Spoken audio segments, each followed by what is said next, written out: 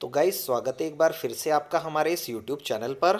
दोस्तों जैसा आप जानते हैं कि वन आरक्षी से संबंधित डॉक्यूमेंट वेरिफिकेशन इस समय चल रहा है। और ये इसमें कई बच्चों को डाउट है कि भाई डॉक्यूमेंट वेरिफिकेशन में क्या क्या चीज़ें लग रही हैं, क्या क्या नहीं लग रही हैं।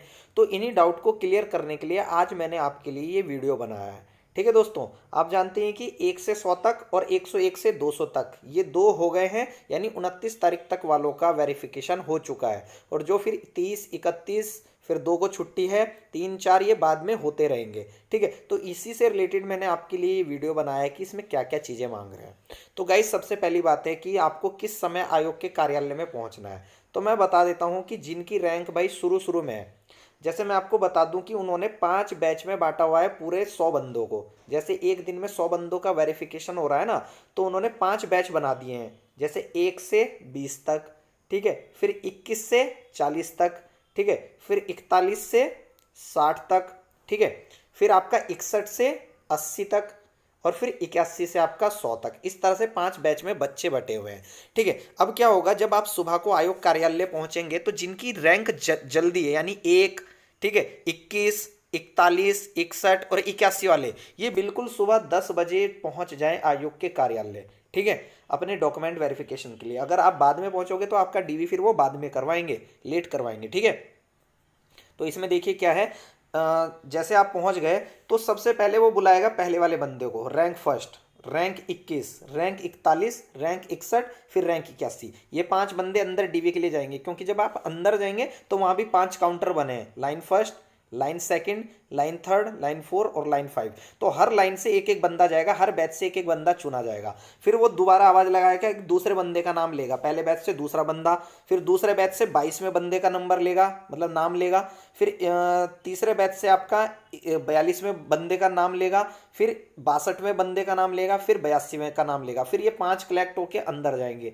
तो इस तरह से डॉक्यूमेंट वेरिफिकेशन चलता रहेगा। तो जो 19 रैंक वाले हैं, मान लिया 39 रैंक वाले हैं, 59, 69, ठीक है, इस तरह रैंक वाले हैं, तो ये थोड़ा लेट भी जा सकते हैं, इनका चल जाएगा। 11 बजे तक भी आयोग कार्यालय चले जाएं, 11:30 तक चले जाएं, क्योंकि जो डॉक्यूमेंट वेरिफिकेशन हो जा रहा है, आज तो 3 बजे कंप्लीट हो गया था आयोग का। तो इसमें मैंने आपको बता दिया कि किस तरह से प्रोसेस है, कितने बजे पहुंचना है। अब बात कर लेते हैं कि फॉर्म की, कि किस तरह से क्या क्या डॉक्यूमेंट्स लगाने हैं। इसमें क्या होगा, इसमें होगा भाई आपका जो आयोग ने अभिलेख सत्यापन के समय 2 फॉर्म डाले हुए हैं ना, तो उसमें से आपको ऊपर वाले फॉर्म की तो 1 कॉपी करानी है, नीचे वाले फॉर्म की 2 कॉपी करानी है। ठीक है, और इन तीनों फॉर्म पे, क्योंकि ये 2 कॉपी है और 1 ऊपर कॉपी है, तो इन 3 फॉर्म पे 3 फोटो लग जाएंगी आपकी।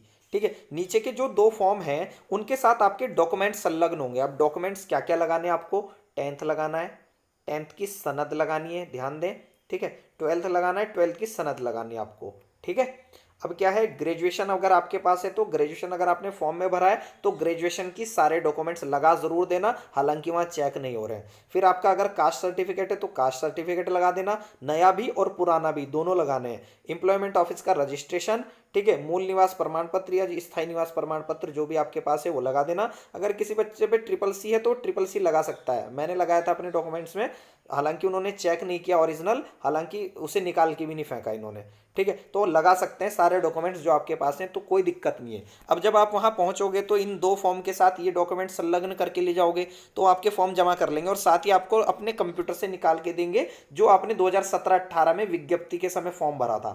2 फॉर्म देंगे वो आपको। ठीक है, उस फॉर्म में जैसे आपकी यहाँ फोटो होती है, हर फॉर्म में यहाँ फोटो लगी होती है ना, तो ओरिजिनल फोटो यहाँ लगानी है आपको, उसके जस्ट बगल में, इसके जस्ट बगल में ओरिजिनल फोटो लगानी है। उसके नीचे आपको लेफ्ट थंब का इंप्रेशन करना है और साथ में अपने सिग्नेचर करने हैं। फिर इसी फॉर्म में पहले वाले में नीचे करना है अपना सिग्नेचर करना है और लेफ्ट थंब का इंप्रेशन लगाना है। तो फॉर्म जो है आपका 2 पेज का है, तो इसी फॉर्म के अगले पन्ने पर भी आपको लास्ट में क्या करना है, अपना सिग्नेचर करना होगा और साथ ही लेफ्ट थंब इंप्रेशन लगाना होगा। इसी तरह से दूसरे फॉर्म में होगा, यहाँ भी आपका सिग्नेचर और वो हो जाएगा, लेफ्ट थंब इंप्रेशन डेट सहित लगेगा, यहाँ भी नीचे भी हो जाएगा, और फिर इसी पेज के अगले, इसी फॉर्म के अगले पन्ने पर भी यही चीज़ होगी, और फिर ये आप दे दोगे उनको। अब वो क्या करेंगे, आपके डॉक्यूमेंट्स चेक करना शुरू करेंगे। एक काउंटर पर 2 बंदे बैठे होंगे, बीच में शीशे की शील्ड है, तो आपको शीशे के पार से अपने डॉक्यूमेंट्स दिखाने होंगे। ठीक है। उनमें दो बंदों में क्या करेगा, एक बंदा तो आपके डॉक्यूमेंट कंप्यूटर पर चेक करेगा और दूसरा आपके मूल डॉक्यूमेंट्स को जांचेगा। वो बोलेगा भाई जरा 10th का दिखाओ, वहीं से इशारे से बोलेगा 10th का दिखाओ,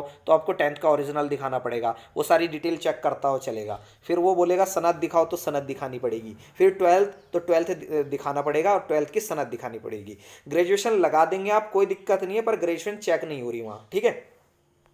अब क्या हो रहा है, मूल निवास प्रमाण पत्र इसी तरह चेक होगा, जाति निवास प्रमाण पत्र इसी तरह से चेक होगा, हर चीज इसी तरह से चेक हो रही है आपकी। अब जैसे किसी के नाम संबंधी त्रुटि है, माता के नाम में गड़बड़ हो गई या उसके नाम में गड़बड़ हो गई, तो यहाँ आप आराम से एफिडेविट लगवा सकते हैं। जैसे किसी बंदे ने ओबीसी का फॉर्म भरा और वो उस दिनांक पर ओबीसी में फॉर्म भरा हुआ है, पर वो उस दिनांक में ओबीसी में था नहीं, तो उसको क्या करना पड़ेगा, तहसील से ये चीज लिखा करके लानी पड़ेगी। और ओबीसी पुराना भी लगेगा और आपका नया वाला भी लगेगा, ठीक है। ऐसा नहीं कि सिर्फ पुराने वाले से काम चल जाएगा। मैंने पुराने वाला लगाया था तो उन्होंने मेरे से नया वाला भी मांगा था, ठीक है, तो मैंने नया वाला फिर लगा दिया था। तो इसी तरह से डॉक्यूमेंट्स आपके चेक होंगे। साथ में अगर डेट ऑफ बर्थ वगैरह कोई त्रुटि है तो वो भी आपकी एफिडेविट से क्लियर हो जाएगी। अब एक डाउट और है और बच्चों का, जैसे कई बच्चों ने क्या कर रखा है, क्रोस्पोंडेंस एड्रेस और जो उनका परमानेंट एड्रेस है तो उनको अलग अलग लिखा हुआ है। तो इसके लिए क्या करना पड़ेगा, आपको वहां बता देना, वो आपसे सचिव के नाम एक एप्लीकेशन लिखवाएंगे, क्योंकि जब ये ज्वाइनिंग लेटर भेजते हैं तो आपके घर के पते पे भेजेंगे, ठीक है। तो ये सचिव के नाम आपसे एक एप्लीकेशन लिखवाएंगे और उसको अपने पास सबमिट कर लेंगे, तो आपके एड्रेस संबंधी त्रुटि यहाँ से सॉर्ट आउट हो जाएगी। बाकी यही चल रहा है आयोग में। और डॉक्यूमेंट को लेके किसी भी तरह की कोई चिंता ना करें, बहुत आसानी से सारे डॉक्यूमेंट्स आपके चेक हो रहे हैं, बिल्कुल टेंशन ना लें, किसी भी तरह की कोई टेंशन ना लें। दूर से ही डॉक्यूमेंट्स चेक कर रहे हैं तो छोटी मोटी अगर कोई त्रुटि भी है तो पहले अपने आप से ना बताएं, ठीक है। आयोग अगर पकड़ता है, आयोग के कर्मचारी अगर पकड़ते हैं तो फिर उससे संबंधित आप अपने साथ एफिडेविट ले जा सकते हैं और उसको दिखा देंगे वहाँ, तो आपका क्लियर हो जाएगा। बाकी यही है आपका अपडेट। बाकी और कोई अपडेट मिलेगा तो मैं आपको ज़रूर यहाँ शेयर करूँगा। आज की वीडियो में इतना ही, धन्यवाद।